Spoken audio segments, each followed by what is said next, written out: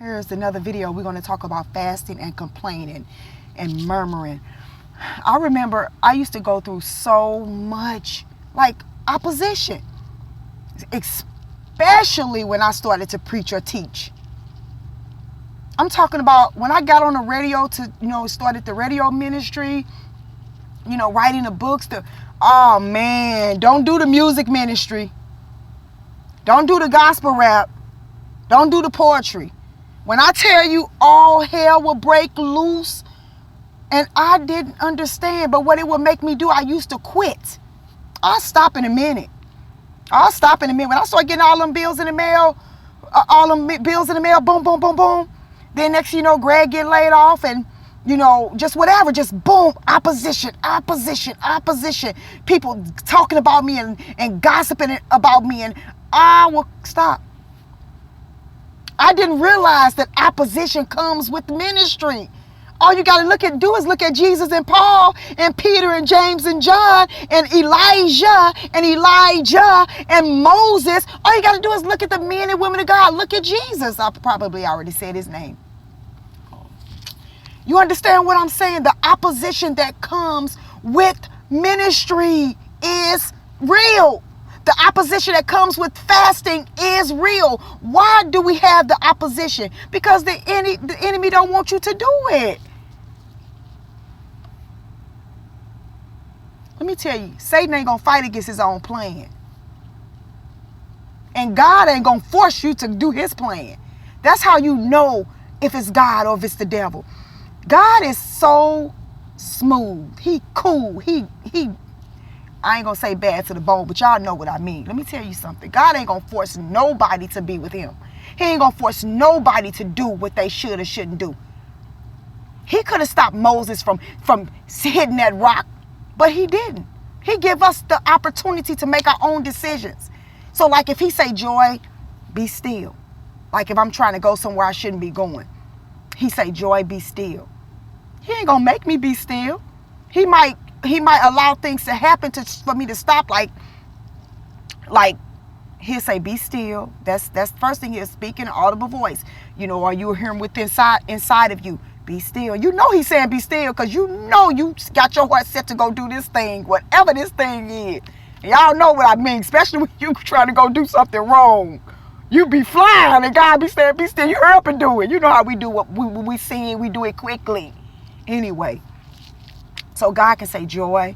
Like one time, what happened to me was God told me I was headed to go somewhere, and God said, be still. I knew God said, be still. I hurried up and walked in them hills, them hill boots that day. And so I remember driving, and my GPS went out. That was God. That was circumstances. See, that he'll speak to you in he can speak to you in an audible voice, small, still voice within you. Circumstances and situations. So he spoke to me within said, be still. Small voice. I kept going. Then he turned around and spoke to me by the situation and circumstances, by allowing the GPS to go out. But instead, I still pushed past that. And guess what I did? I stopped and got the directions from somebody. They printed them out for me. See how determined we ought to get into sin. Anyway. So, but we got to pay attention. When God is telling us to stop, we got to pay attention. But here's the thing. We got to obey him. We got to. So fasting helps you to obey God.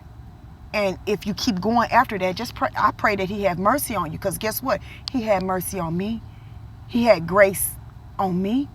So God is no respecter of person. Lord, please have mercy and grace on us when we in situations we shouldn't be in. Please give us the grace and mercy to get out of it. Please, Lord, have mercy on us.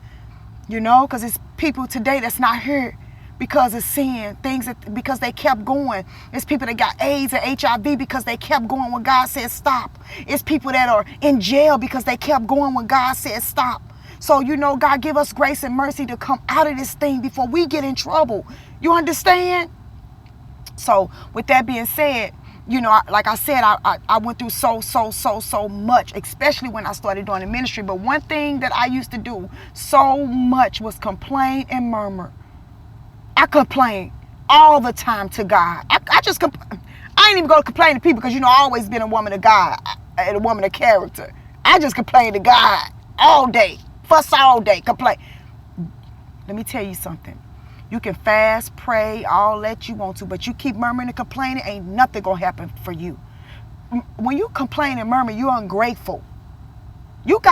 It's okay to tell God your situation. It's difference between telling God your situation and complaining. Stop complaining and murmuring. Stop giving up because you got trouble. Stop giving up because opposition is coming up against you. I'm only telling you what God brought me from. But see, God delivered me from those things through fasting and prayer. Through fasting and prayer, I learned to be grateful. When you are grateful to God, it brings miracles. Do you know how many miracles that I have obtained because I was grateful? I'm talking about the place that I live in now. When I first moved in there, rent was paid up for a whole year. Somebody took their money and paid that apartment up for a whole year.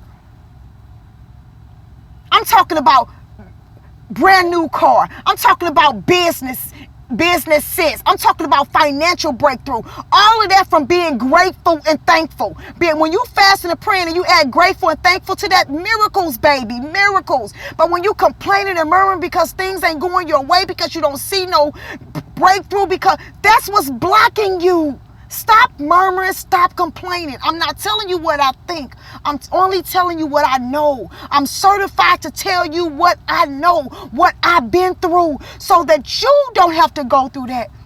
You can receive the blessings like Sister Joy if you do what Sister Joy do and don't do what Sister Joy used to do. See, I don't complain and murmur no more. If I find myself in that situation, I say, Lord, I'm sorry.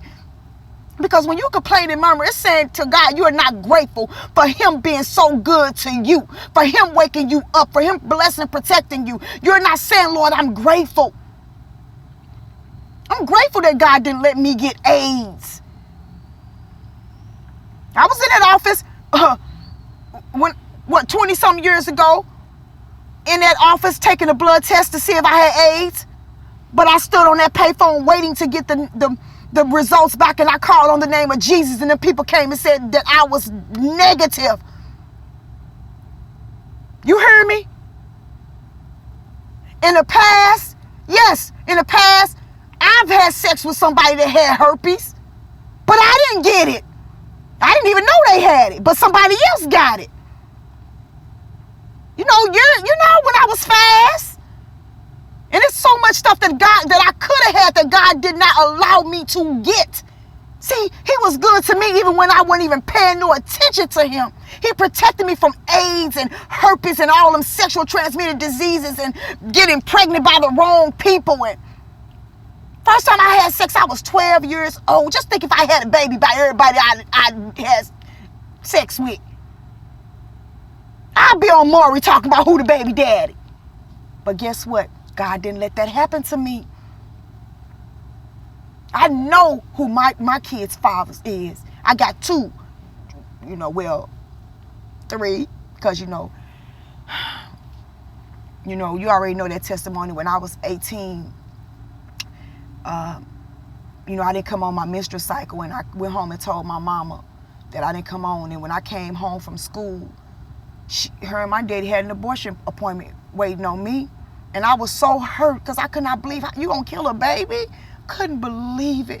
But God forgave me. God forgave my parents, and I know my baby with the Lord.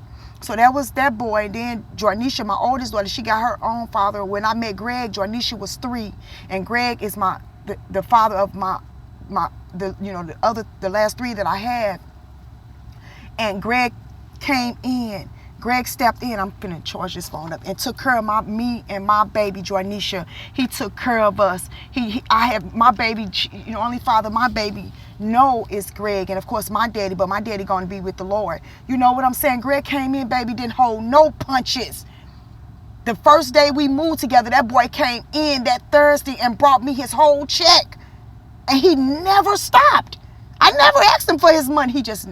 That's what I'm talking about. He took care of us. Then me and him had our 3 kids together. So I got 4 children, 5, 1 with the Lord, and then I got my 4. Greg is a good father. So what I'm saying is this: God could have let that went a whole different way, but he didn't. He didn't. So we got to stop putting ourselves in situations and circumstances that cause us to have to go through hell and high water when God is warning us, don't go. Don't do it. It's for your own good. So with that being said, I'm going to stop. I just want you to tell you, as you fast and pray, stop complaining and murmuring. Be grateful and thankful. And that's how you obtain miracles. I think that's why God blesses me. Because you remember, I was saved all that time. And yeah, God came through, but it was hard. But the miracles that God display and manifests now, they make me speechless. And I'm just grateful. So just be grateful and stop complaining and murmuring, okay? I love you. This is Sister Joy. Third video today. We on the road. God bless. I love y'all.